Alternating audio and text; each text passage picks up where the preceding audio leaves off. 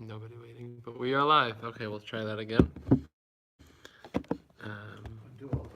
We will start over.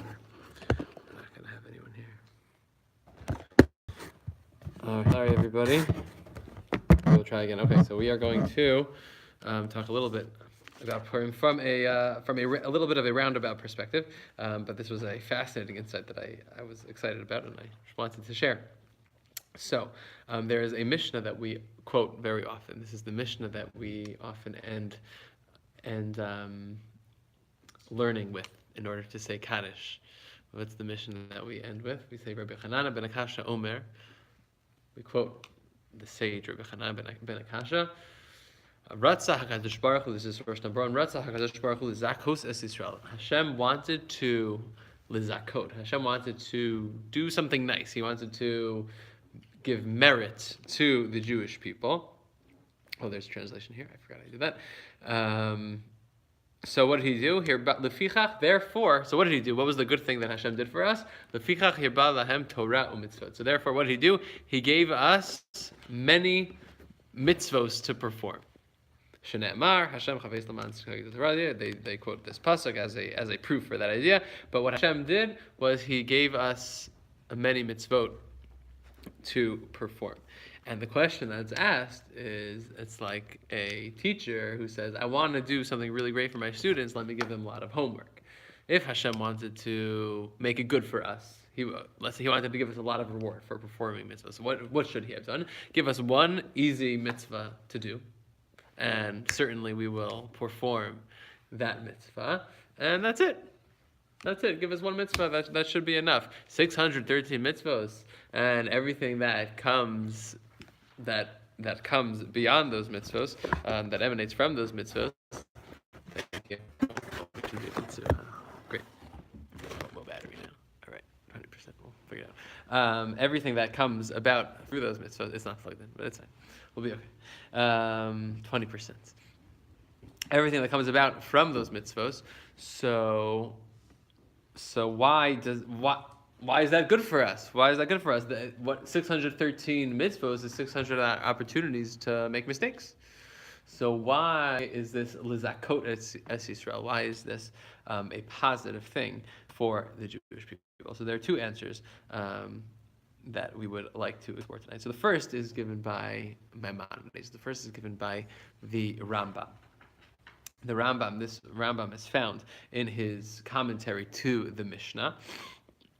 And essentially, what he says is that the fact that there are so many mitzvot, what that means is that certainly there will be one that speaks to you. Certainly there will be one for me and for you and for Brian. There will be one out of those mitzvot that we will do to its fullest. And if, meaning without any ulterior motives, without any other thoughts, doing the mitzvah purely for the sake of doing the mitzvah because it is the right thing to do. And once someone does one mitzvah with the best of intentions, that will grant that person a place in the world to come. That's what he says. Many opportunities gives you maybe many opportunities to fail. All right, we're running low on the battery over here. I'm plugged in over here, so it's okay. We just don't have to balance. Yeah, this fine. Perfect. Great. So there's nobody tuned in yet, but maybe people will listen to the recording. That's okay. Yeah, there were 4 people there. I feel bad. Sorry. I don't know what it was. Maybe my volume was too high, and that's why it was picking up the feedback. I don't know. Either way, so that's what the Rambam says. So maybe there are 613 opportunities for mistakes, but there's also many opportunities. We're really well tonight. And now we're back on, I think. Okay. We'll just repeat it in case there are, if anyone tunes in. If you do one mitzvah to its fullest, so you're guaranteed a place in the world to come. 613 grants you the ability to find that mitzvah that speaks to you. Find that one mitzvah. And if you do one mitzvah to its fullest, then enjoy, that is going to get you that place in the world to come. How does the Rambam know this? If you want, we could in Hebrew. I always enjoy reading the Hebrew because I find that expresses the idea better than I can. So if we want, we can do that. So do we mind if we run through it? Okay, so this is what the Rambam says. This is source number 2. Mi sodot ha'emuna, from one of the foundations of our faith, b'Torah, of our faith in the Torah. She'im kiyem ha'adam mitzvah mishlosh esrei v'sheish mitzvot. If a person fulfills one of the 613 mitzvot, kara'ui, ukehogen, properly, velo shitef ima matara mi matarod ha'olam hazeh klal, and a person does not have any ulterior motives. He's not thinking of any personal gain that he is getting out of performing the mitzvah. Ela asa'a lishma, you do it for the sake of the mitzvah. Me ahava, you do it because you love, you do it purely out of love. Kemo shebe'arti lach, as we have explained, harei hu zoche through that mitzvah you earn a place to the world to come. Lakach, therefore, Amar Rab Chananya, this is Rab Chananya's teaching that we said, Ki machmat ribui ha-mitzvot, because Hashem made many mitzvot, Efshar shelo ya'aseh adam achat b'chol yamav. It's impossible for a person to not have done one bishleimut with one mitzvah to his fullest. V'yizkeh lehasharot hanefesh be'oto ha'ma'aseh. Through that one action that you perform to your best ability, so that is going to grant you your place in the world to come. Okay, and then what the Rambam does is he quotes a Gemara as a proof. How does the Rambam know this? He brings a proof from the Talmud. What is his proof? So we will skip to source number 3. This is the Gemara that the Rambam is going to quote. It says the Gemara. We'll read it inside. Tanu Rabbanan. Our rabbis taught. K'shechala Rabbi Yossi ben Kisma. So we have this rabbi, Rabbi Yossi ben Kisma. Halach. What was that? Halach Rabbi Chanina ben Tradion levakro. So Rabbi Chanina ben Tradion, another one of the one of the Tanaim. He goes over to visit his Rebbe, Rabbi Yossi ben Kisma. Amar lo. So he says to him, Rebbe, ma'ani l'chayei ha'olam haba. Rabbi Chanina ben Tradion he asks his Rebbe's about to die, and he wants to know. He says, am I going to have a place in the world to come? That's what he asks his teacher. What's the answer? Amar lo, so his Rebbe said back to him, Klum ma'aseh bal yadcha. Did anything happen to you that may indicate that you did anything happen to you that may indicate that you're guaranteed a place in the world to come? So or maybe that's what that means. Or did you do anything that you deserve a place in the world to come? So Amar lo, this is where we get into Purim. Amar lo, he said, Ma'ot shel Purim nitchalfuli b'ma'ot shel tzedakah. So what did I have? I had Ma'ot shel Purim. I had money for Purim. What's money for Purim? Look at Rashi. If you look at Rashi in source number 4, Rashi, Ma'ot shel Purim shehinachtim l'seudat Purim. I had money set aside for my Purim Suda, for my Purim feast. I was going to celebrate. I had money set aside that I was going to spend on the meat, on the challah, on the wine, and everything that I was going to use to indulge in my Purim Suda. But what happened to me? Nitchalfuli, the money that I had set aside for the Suda got swapped. V'chalaktim la'aniyim, and I gave out that money by accident to the poor people. V'savur ayiti, and I thought, sha'ar naki shal tzedakah, I thought this is my tzedakah wallet. V'lo nifrati, and then says Rashi, v'lo nifrati me'ar naki shal tzedakah, and I didn't pay myself back from. I didn't pay myself back for that tzedakah. Okay, I gave out tzedakah. I had money that was set aside for Purim. I gave it out to tzedakah, and I didn't pay myself back. That's what he says. So getting back into the Gemara, so that's what he said. Ma'ot shel Purim nitchalfuli. So I had this Purim money that I that I swapped with my tzedakah money by accident. And I gave him out to the poor people. Amar lo. So his Rebbe said to him, "Oh, great. Im kain, if that's the case, so that's what you did. You didn't pay yourself back. That's what it seems like he's saying. You didn't pay, you're a great tzaddik. You deserve a place in the world to come. Yehi chalki. Sorry. Im kain michalkacha yehi chalki. Let me have a place, a portion of your portion. Umigoralcha yehi gorali. Let me have a portion of your portion in the world to come, because you're a tzaddik. You did something great. It seems like you deserve a place to the world to come. So this is Maimonides. This is the Rambam's proof. This is a person who did a mitzvah. It seems that he did this. It's interesting. He didn't necessarily do this intentionally. He didn't do this mitzvah intentionally. But what he was, he said, I want to fulfill a mitzvah of tzedakah. I want to give out. I want to give money to some poor people, and I'm not going to repay myself for that which I gave out. And so for that, he's deemed a tzaddik, and he's guaranteed his place in the world to come. That's what the Rambam says. That is the Rambam's proof text. That's how we know. You do one mitzvah to its fullest, you guaranteed a place to the world to come. That's what the Rambam says. But there is another explanation, another way of understanding what just happened in that Gemara. And that is based on the Maharal. The Maharal, in general, the Maharal's approach, Rabbi Yehuda Lo, he lived in the 1500s, I believe. He's someone who is very into explaining different teachings of Chazal, different Gemarot, different stories that we find. And what he'll do, what he's known to do, is to go through every detail of a story.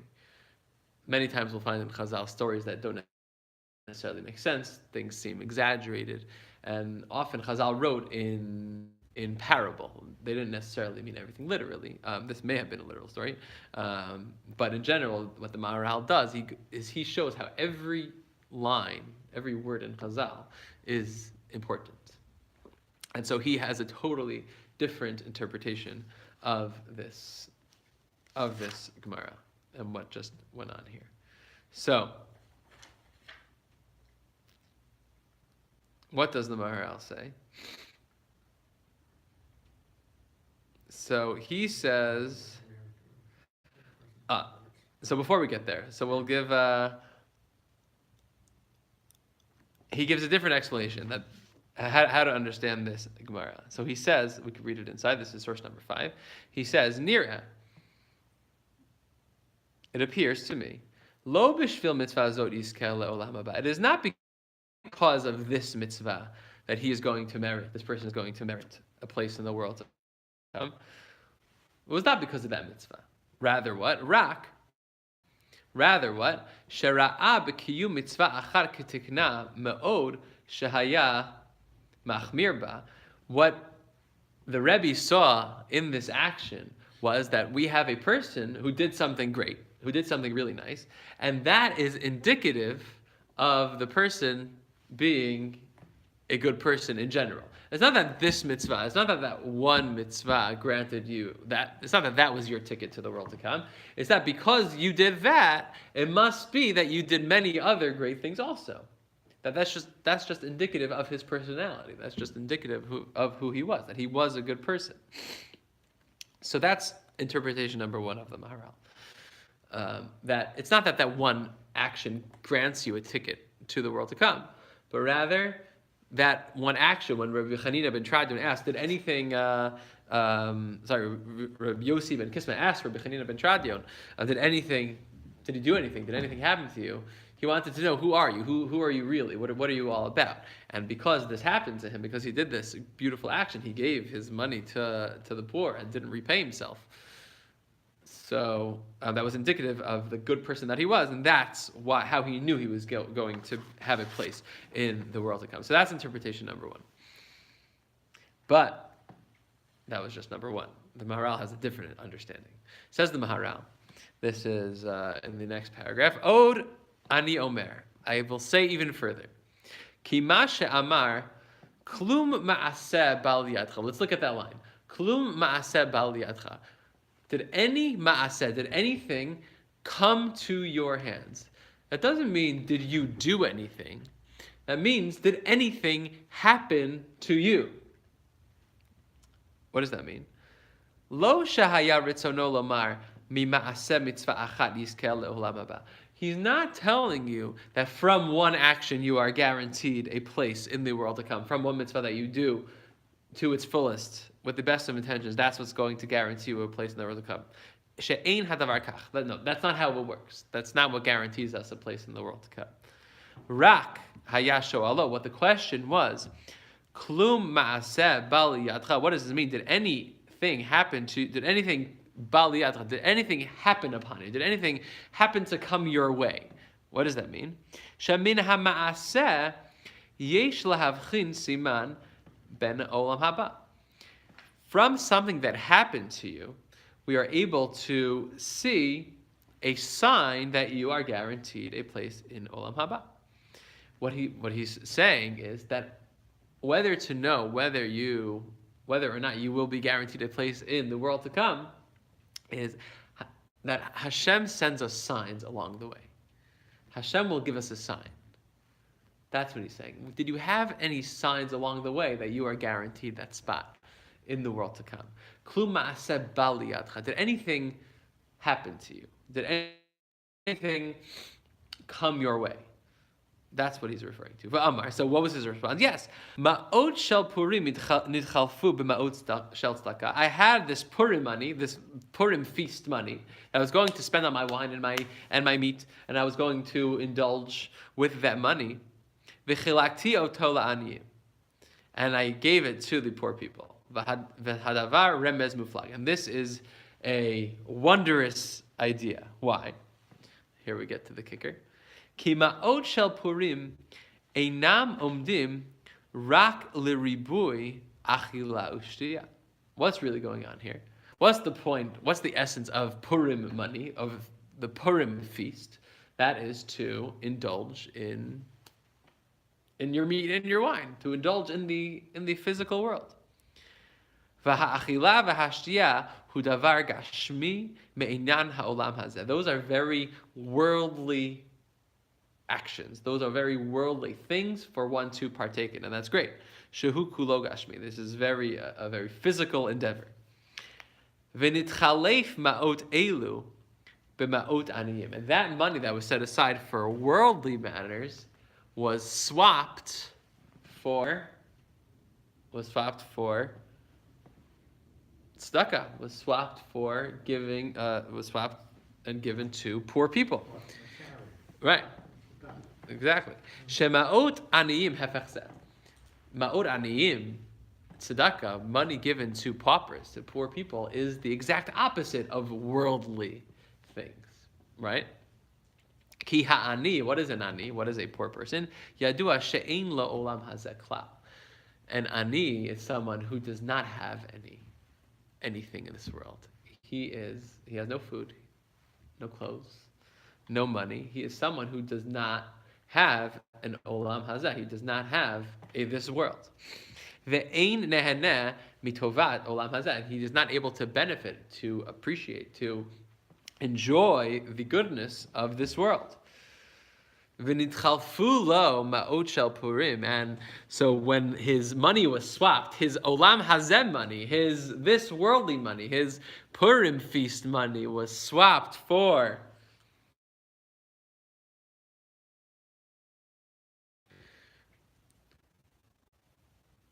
the olam hazeh money, this world money got swapped for poor person money. He likes to elongate. And this is a hint.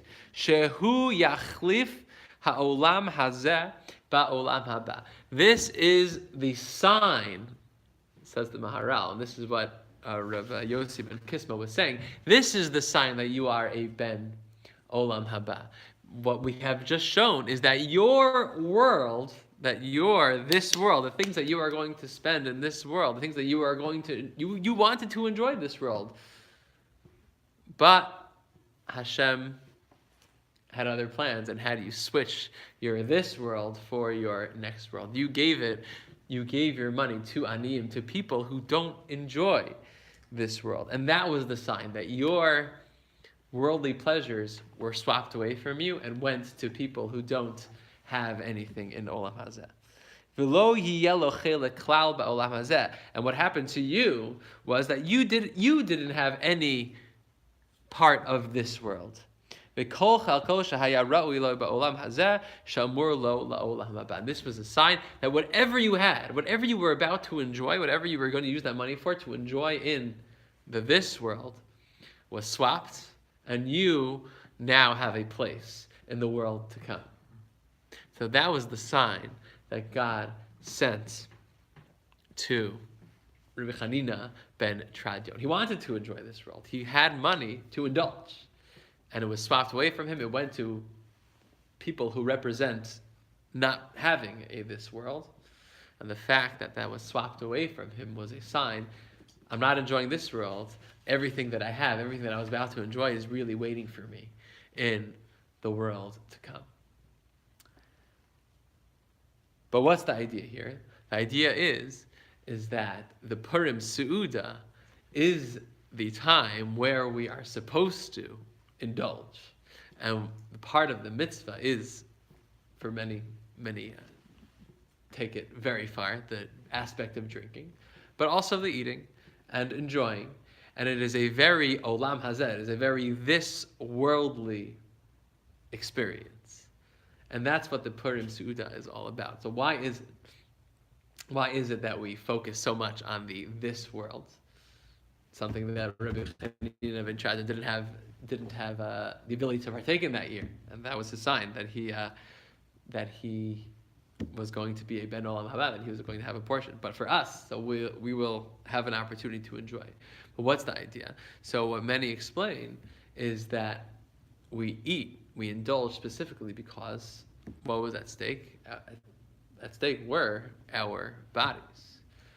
Haman, during the story of Purim in Shushan, wanted to destroy the Jewish people. So when our bodies were saved, so we put a heavy focus on the human body.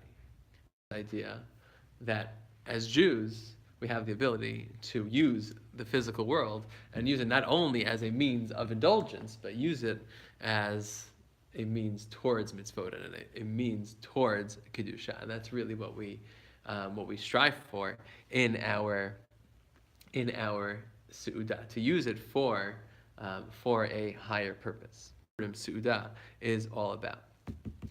What the Maharal didn't do yet, what he didn't do yet, is answer the question. So what does it mean?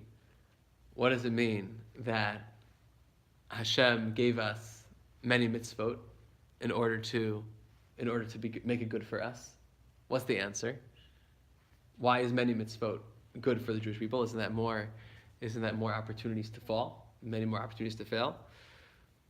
So Maharal didn't like the Rambam's proof from this Gemara. He said, no, the Gemara is talking about something totally different. It's talking about Purim. It's talking about Olam Hazeh and Olam Haba. It doesn't help us. He doesn't like the Rambam's understanding that if you do one, you have one opportunity to.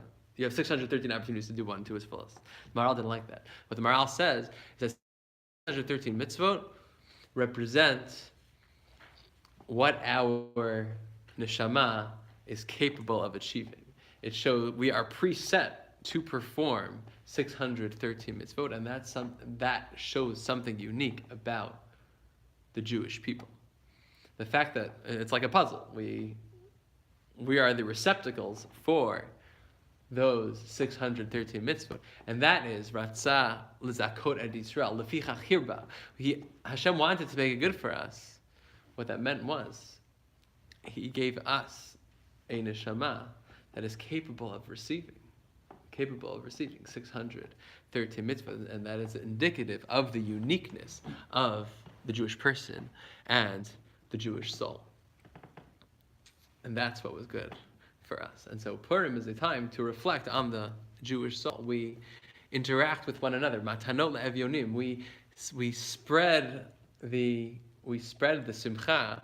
We give mishloach manot The idea, according to many, is tapping into the unique kedusha that each and every Jew has. It comes about only when we are together, and only when we appreciate each and every person, when the Jewish people unite and appreciate each and every person's kedusha, recognizing the kedusha of the Jewish person. And this is why Purim is the next Kabbalat HaTorah. A second, the Gemara says it was a second acceptance of the Torah. And that's a time where we receive the Torah and we become the receptacles for that Torah. And we receive our neshama, the 613 mitzvah neshama. That's indicative of the special soul that we as Jews have. And so when we have our Su'udah, when we indulge in the physical body, it's not just indulging, but it is creating life within a Jewish soul and within a Jewish body, and appreciating that special neshama that we have, and that we have the ability to revive on Purim. And that is a little bit about the Purim Su'udah. Wish everyone a wonderful